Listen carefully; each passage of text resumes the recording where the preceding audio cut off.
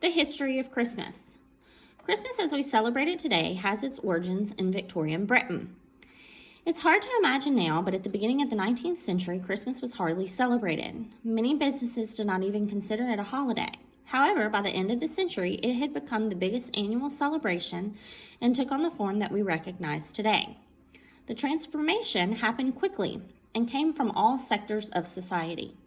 Many attribute the change to Queen Victoria, and it was her marriage to the German-born Prince Albert that introduced some of the most prominent aspects of Christmas.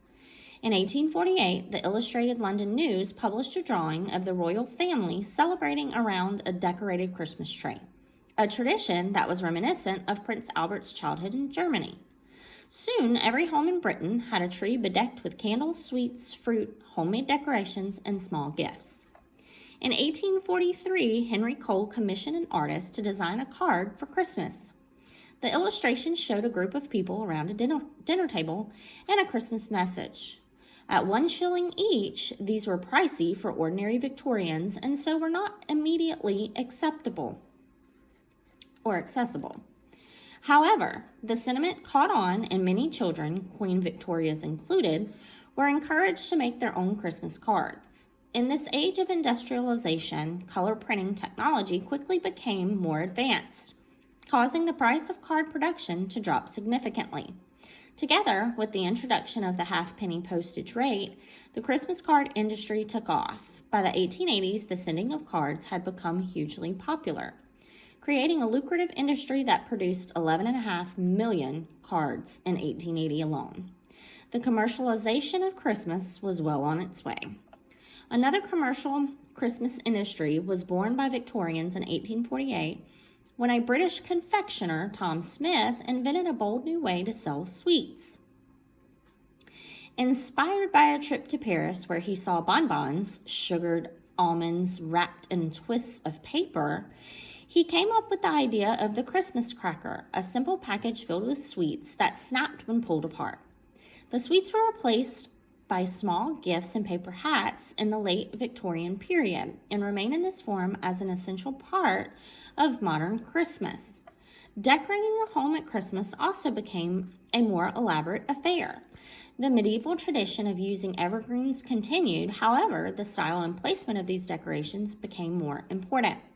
The old custom of simply decking walls and windows with sprigs and twigs was sniffed at. Uniformity, order, and elegance were encouraged. There were instructions on how to make elaborate synthetic decorations for those residing in towns. In 1881, Cassell's Family Magazine gave strict directions to the lady of the house. To bring about a general feeling of enjoyment, much depends on the surroundings. It is worthwhile to bestow some little trouble on the decoration of the rooms. Gift-giving had traditionally been at New Year, but moved as Christmas became more important to the Victorians. Initially, gifts were rather modest: fruit, nuts, sweets, and small handmade trinkets. These were usually hung on the Christmas tree.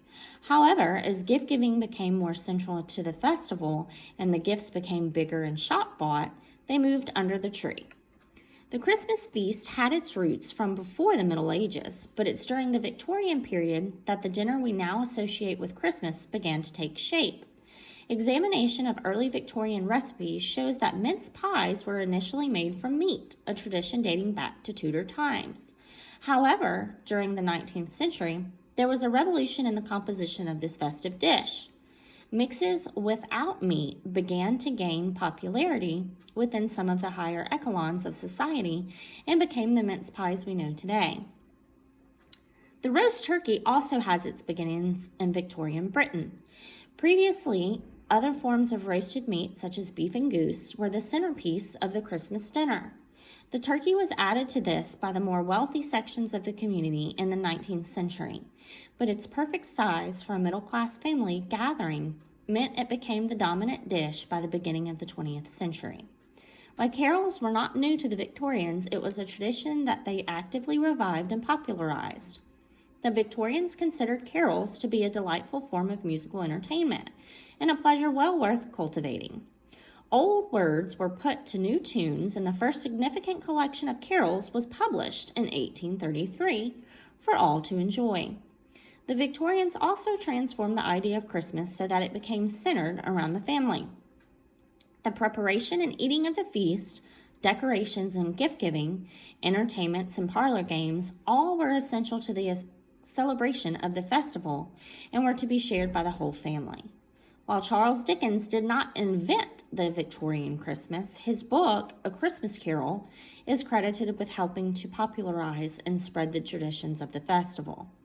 Its themes of family, charity, goodwill, peace, and happiness encapsulate the spirit of the Victorian Christmas and are very much a part of the Christmas we celebrate today.